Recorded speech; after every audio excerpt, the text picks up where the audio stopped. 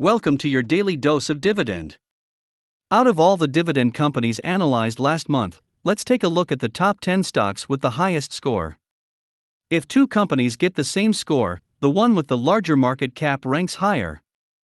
At 10th place we have the semiconductors company Intel, with the score 8 out of 10 points. At 9th place we have the consumer electronics company Apple, with the score 8 out of 10 points. At 8th place we have the specialty industrial machinery company Cummins, with the score 9 out of 10 points. At 7th place we have the electrical components and equipment company Emerson, with the score 9 out of 10 points. At 6th place we have the discount stores company Target, with the score 9 out of 10 points. These are the dividend stocks ranking from 10th to 6th place. A hefty 8 points needed for 10th place? The competition in the top 10 list was indeed fierce this month. What do you think of the rankings so far? Okay, let's continue with the top 5 dividend stocks for the month.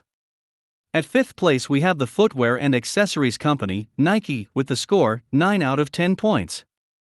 At 4th place we have the semiconductors company Broadcom, with the score 9 out of 10 points. At 3rd place we have the pharmaceuticals company Pfizer, with the score 9 out of 10 points. At 2nd place we have the semiconductors company Texas Instruments, with the score 10 out of 10 points. And the winner is the home improvement company Home Depot, with the score 10 out of 10 points. Congratulations to Home Depot.